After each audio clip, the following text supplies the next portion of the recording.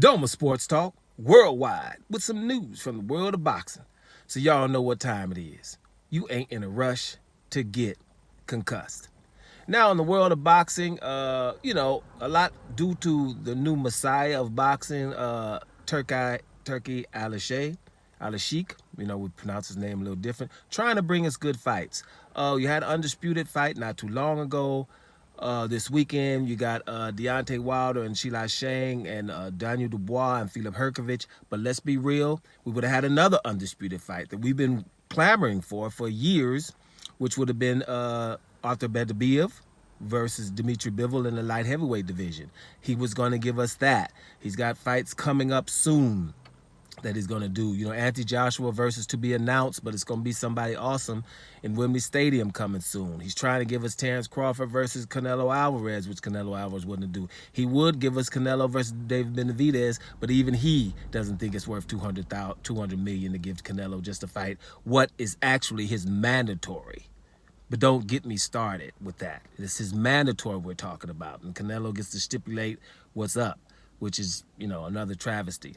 But the bottom line is he's giving us fights that we want to happen, which means for the boxers, they should be really happy about, hey, we can do things, right? So that brings me to Teofimo Lopez, who, I've been suspect about for a while here. Teofimo Lopez is somebody that, the takeover, I was liking it a lot, because he beat you up and then he's going to flip after he finished beating you up.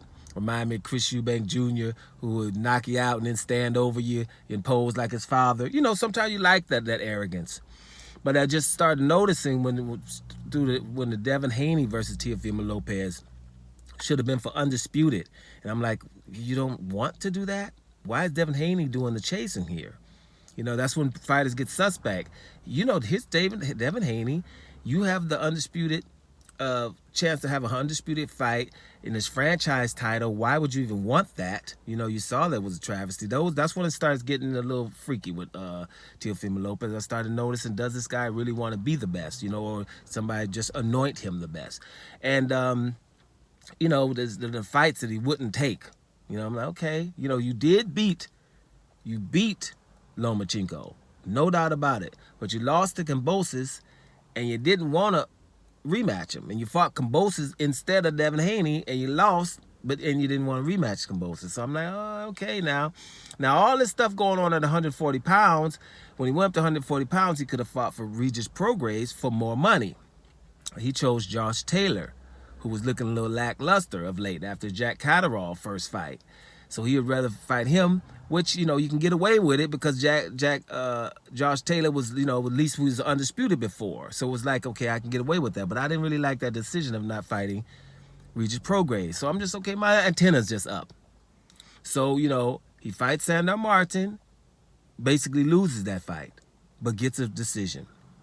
He fights Jermaine Ortiz, but basically loses that fight, but gets a decision, right? And so now he's going to fight Steve Claggett, right? And that basically, for me, just let me know, okay, basically, you have bid farewell to trying to be elite.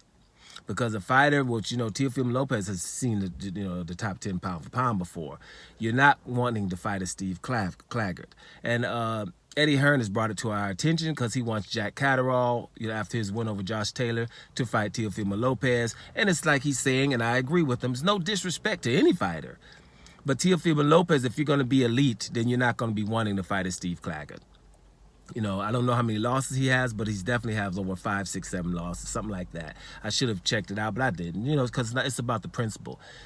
Teofimo Lopez should be trying to fight someone elite or try to put some distance in those losses, which he really had, or those controversial wins. Jermaine Ortiz is an elite fighter who definitely beat Teofimo Lopez and Lomachenko. But he's sitting over there, elite, and everybody's not paying attention to him because he's too elite, right? Because he moves around and you can't really get him, and he's hitting you. So they're acting like this is a switch hitter who somebody beat this guy up. It ain't happening, right? None of them want no more of that, and neither is Teofimo Lopez. And Sandor Martin is similar. Sandor Martin is an outboxer who's is a problem for somebody. So instead of them mandating Teofimo Lopez to fight him, guess who they mandating? They mandate Devin Haney got to fight him, and Devin Haney shouldn't have to fight nobody right now.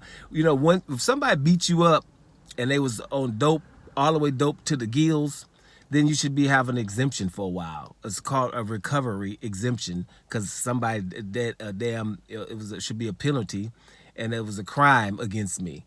You know, some kind of exemption because you got beat up when somebody else was on drugs.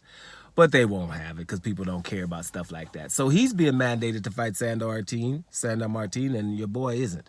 So at the end of the day, Teofimo Lopez, this Steve Claggett fight, it's no like, you know how people say, well, let me have a little, you know, another comeback fight or something, you know, one of them fights, you know, I forget what you call them right now, but what your boy Errol Spence don't like, you know, or tune up. Yeah. Teofimo Lopez has no reason to want to tune up right now. He should be out there, and I want to prove I'm the best 140-pounder mode.